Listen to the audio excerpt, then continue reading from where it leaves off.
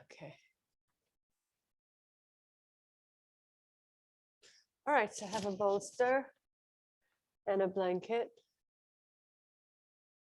And go ahead and lie down in Salamba Śavasāna, supported Shavasana.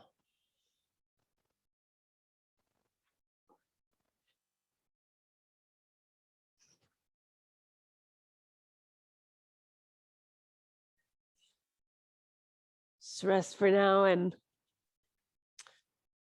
I'll begin instructing in a couple of minutes, see if anybody else comes.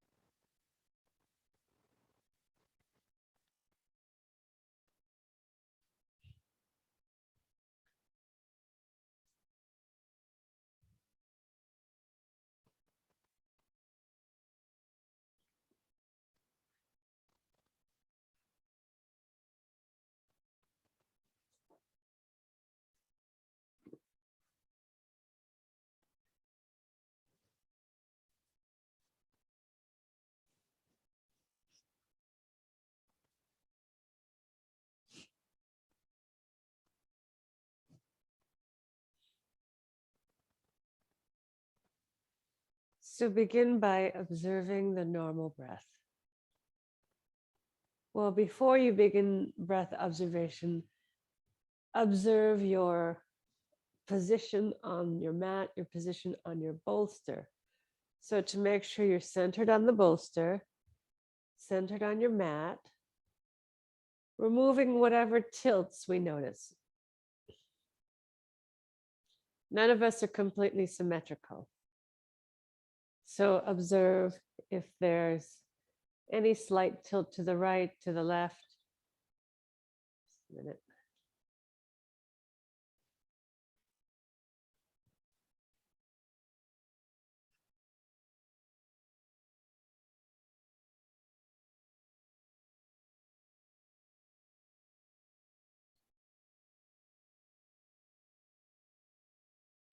Good morning.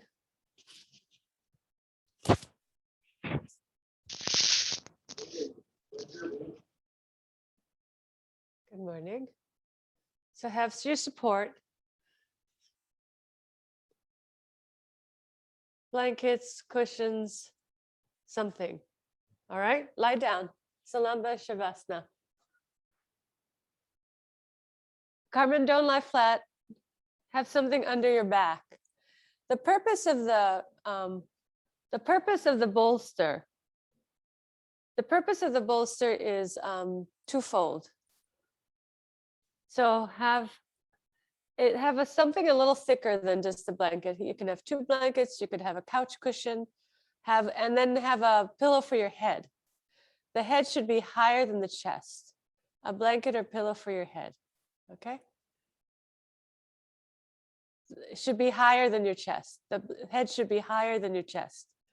So use whatever support you need, and be precise in your setup, because pranayama is precise. Prana is precise.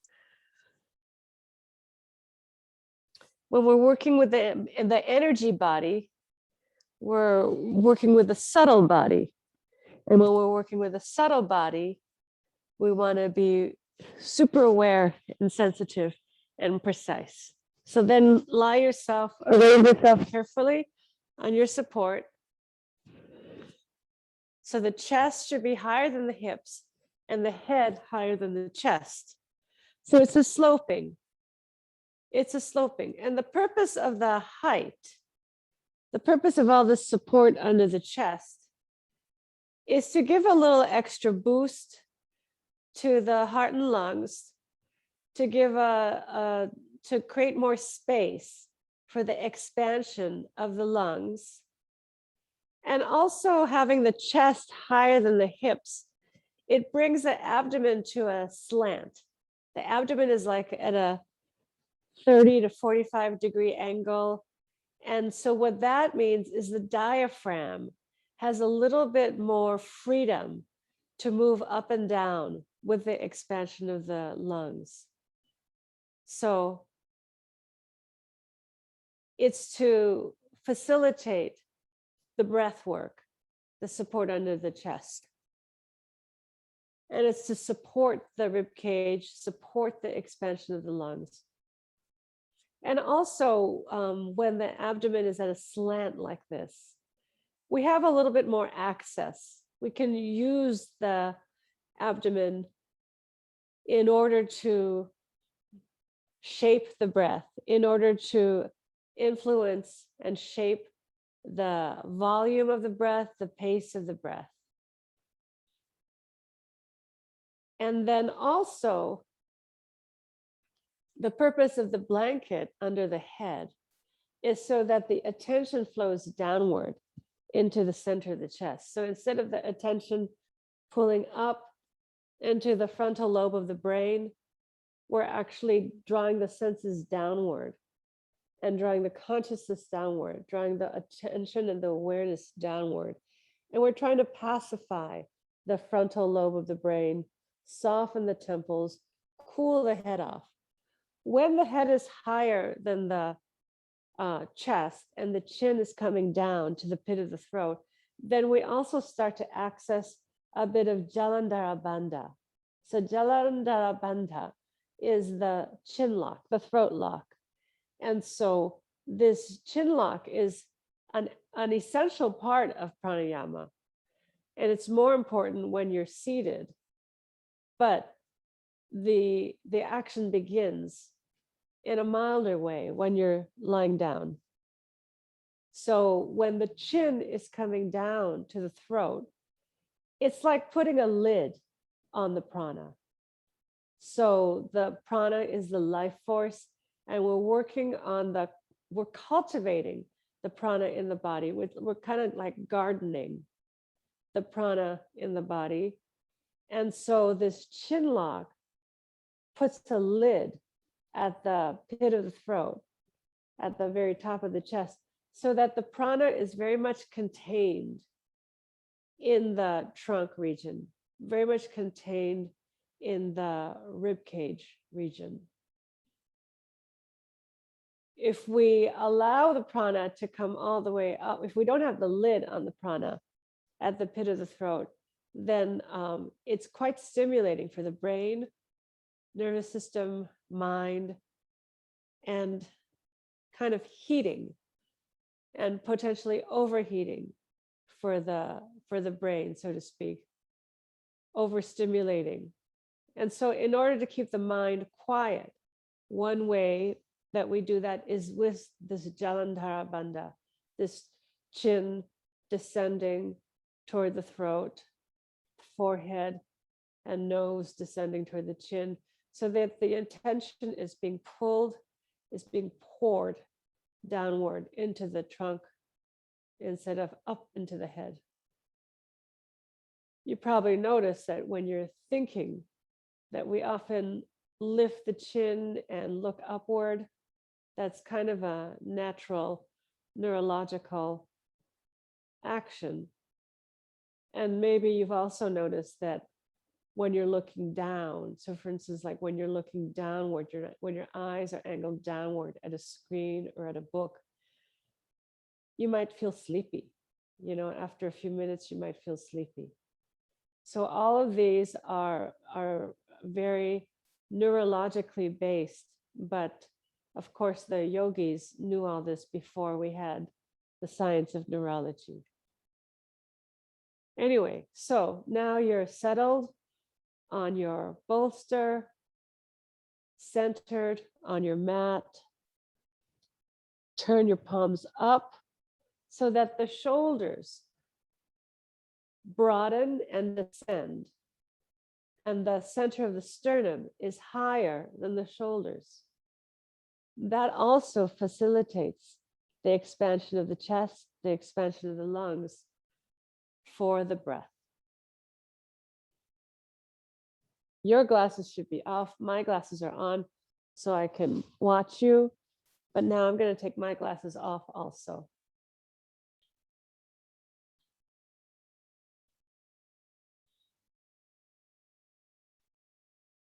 Feel your eyes sinking to the back of the skull. Feel your upper eyelids getting heavy.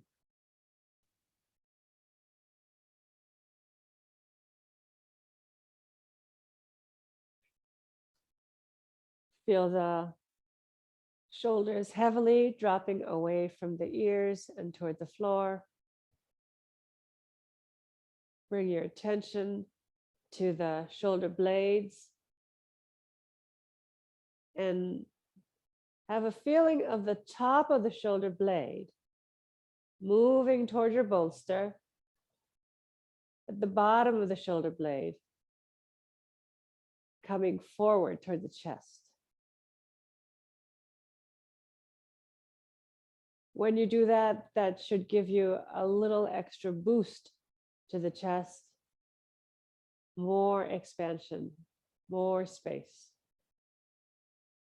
So all of this is we're setting up the workspace, so to speak. We're setting up the laboratory, so to speak. The temple of the body. So let the breath settle into a soft and steady rhythm.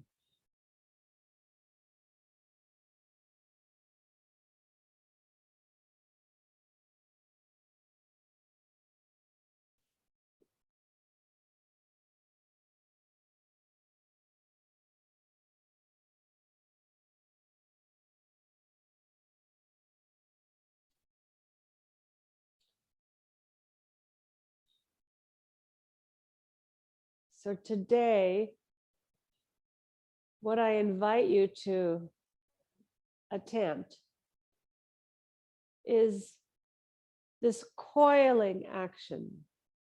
So I'll just describe it to you first, and then you can see if this is something that you can feel in your own body.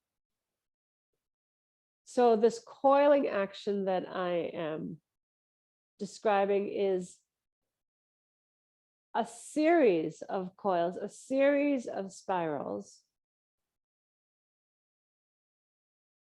from the front body to the back body, and then curving around like a wave, curving up and over like a wave. So the awareness starts in the lower abdomen and then coiling back toward the back body and then coming up and over like a wave. And then a series of coils all the way up the trunk. So it's like a curly cue, and it goes round and round and round and round up through the whole trunk, maybe 4 or 5 loops.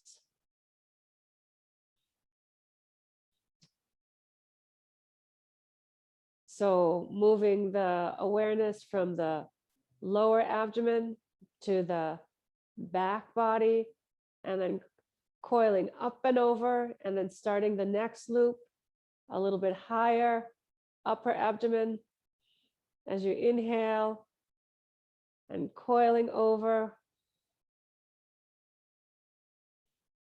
See if you can get that moving from front to back as you inhale, and then the coiling over as you exhale, up and over as you exhale. So from front to back, inhaling, up and over, exhaling, and work your way up 4 or 5 times through the whole trunk.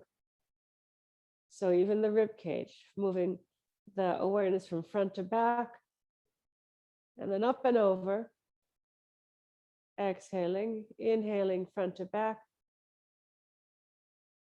Exhaling up and over. So if you can picture that, it's like a loop-de-loop. Maybe if you think of like, one of those potato peelers or a roller coaster, that image seems a little too violent, but you get the idea of the loop.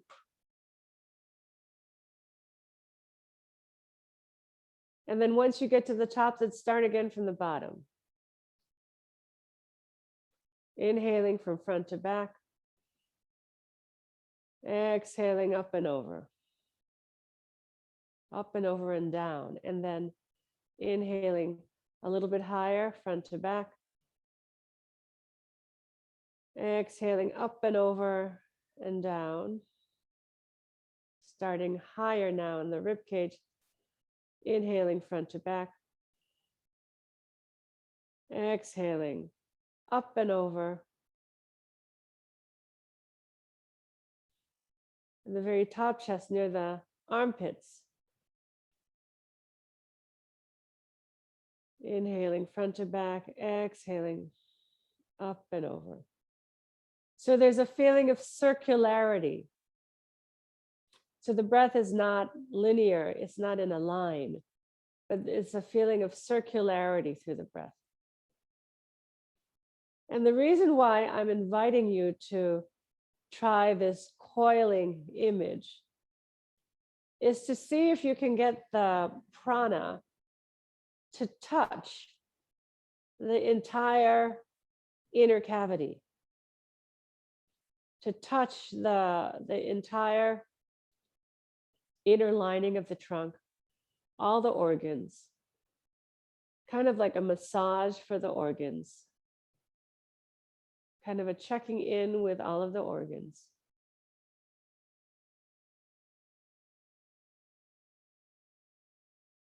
Continue on your own, at your own pace.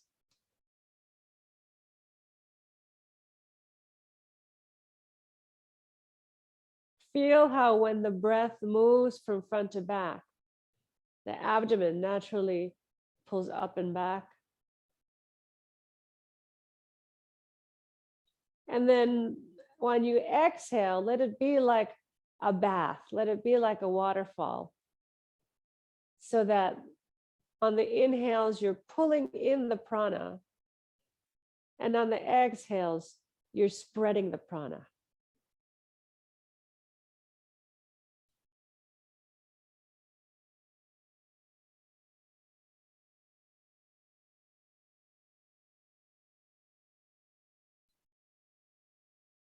Have a real sense of expansion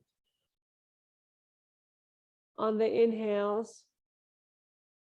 Notice how the abdomen helps to create that expansiveness. And have a feeling of gravity on the exhale so that the prana pours and spreads.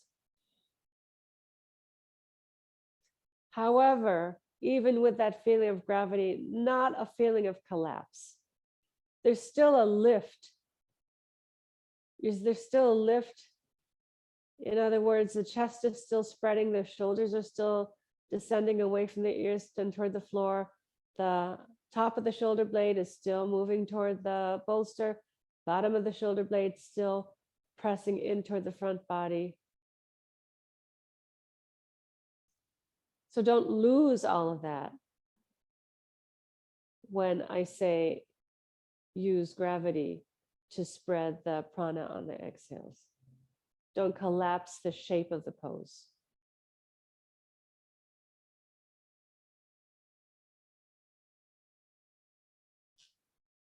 All right, finish this cycle.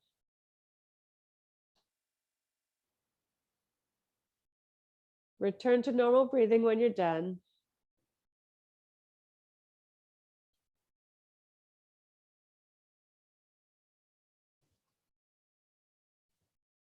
And then when you're finished, bring your hands to rest on your abdomen.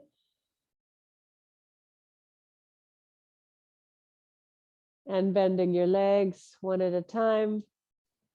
Roll to your right side, roll off your support onto your side. Rest there for a minute or two. And then sit up.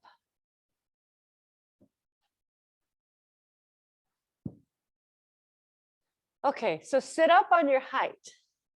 Sit up on your support. The reason why we sit up higher for pranayama is in order to give the spine a little boost. You know, it's very easy when you're sitting flat, it's very easy to just sort of slouch and slump a little bit. But when you're sitting up on a bolster, it's more difficult to slouch. It gives us more height in the spine. And then have a tight cross of the legs. So the knees close together, feet wide apart. Yeah. And that also helps to bring an alertness to the spine. And then pull your blanket in underneath the lower knee and to support the other knee as well.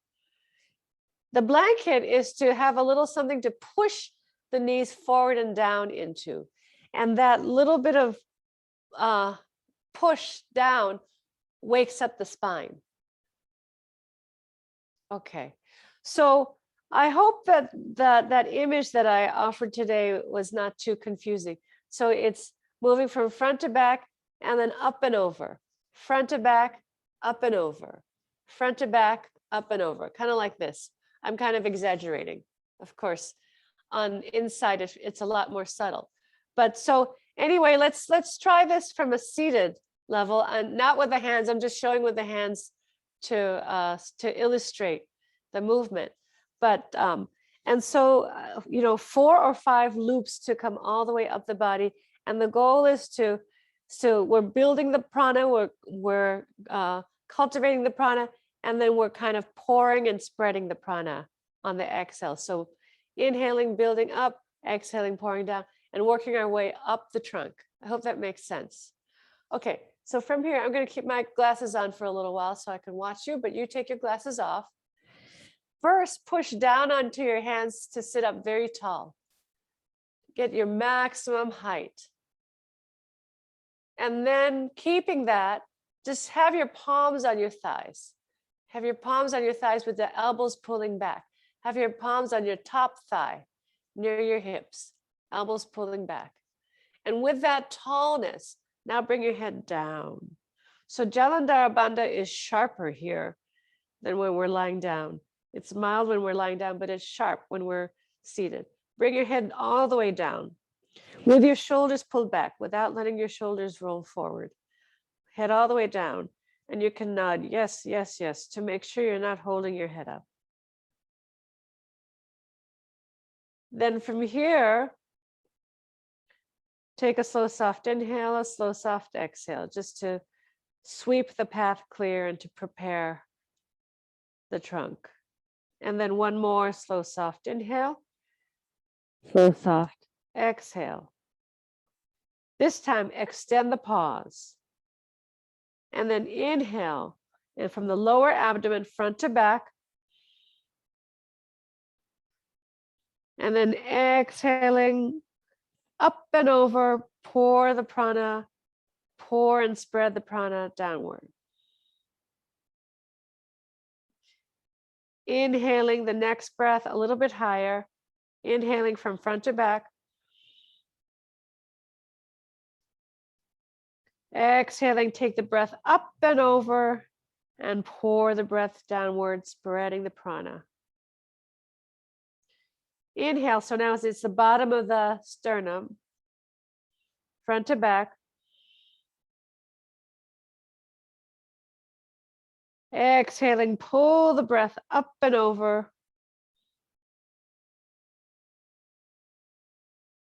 And now inhale again, it's like the level of the armpit.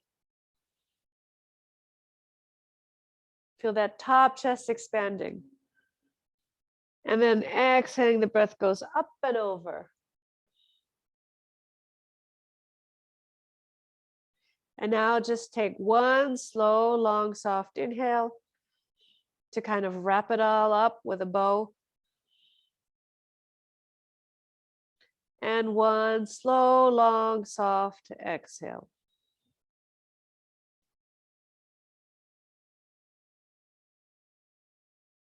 All right, I'm going to watch you this time.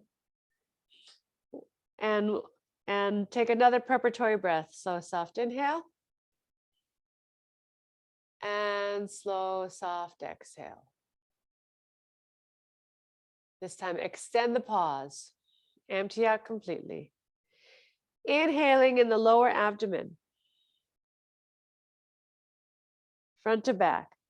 And then exhaling, pouring up and over and down. From back to front and then down. Inhaling a little higher, upper abdomen. Moving the breath from the front to the back. Feel the lift of the chest. Exhaling, take the breath up and over and down. Maintain the height of the chest throughout. Next cycle, lower chest region. Inhaling front to back. And exhaling from the back, up, over, and down. And then now at the level of the armpit, middle chest, up and over. And then exhaling up and over. Maybe you can do one more, like just below the collarbones.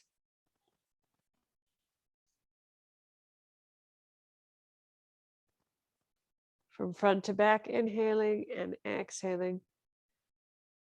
This one will touch the pit of the throat and then come up and over, down, pouring down into the whole trunk. And take a slow, soft inhale. Slow, soft exhale.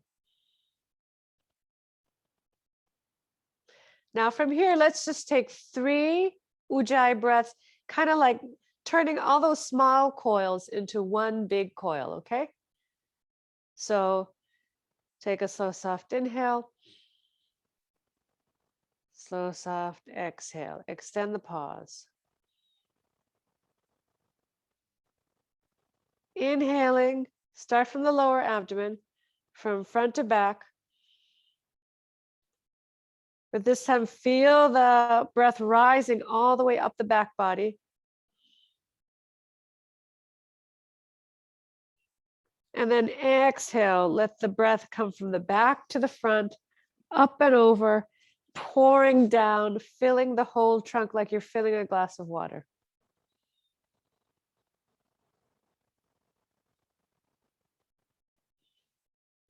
Take a resting breath. Exhaling completely. And again, inhale from front to back, starting in the lower abdomen. But now pull the breath all the way up the back body. When you get to the top, then begin the exhale, turn the corner, start to pour the breath from back to front, up and over and down, all the way through the entire trunk.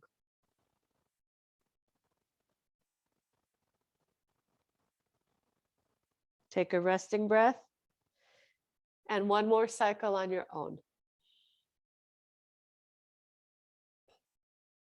Big Ujjayi. And see if you can really feel that prana, the life force, kind of filling the entire trunk. Like if you can picture like the inner lining of the trunk, every square inch, every square centimeter is touched by the prana, is touched by the life force.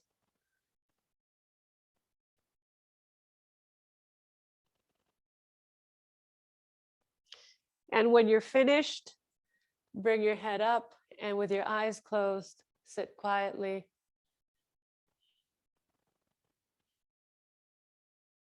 So you can see how you could use this.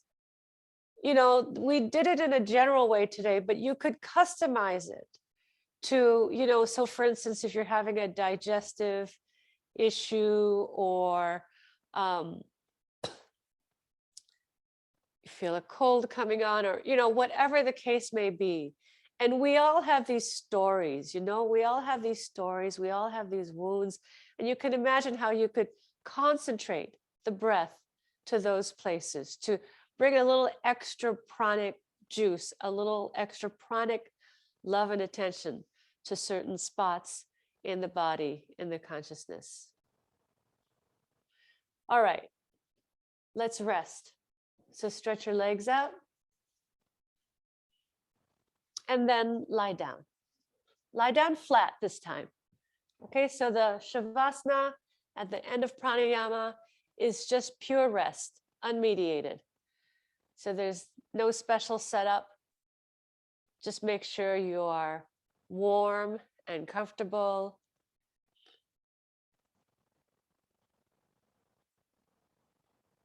If you want support under your head, you can use it, but if you don't need it, don't use it. Just be flat so that everything can come back to neutral. Nervous system can come back to neutral, the breath can come back to neutral. All right. That's the end of our time. And we only have one more class. So I'm sad about that, but I'm happy that we've had this time together. And I'm closing the room now. You stay and rest for a few more minutes, okay? And hope you have a wonderful day.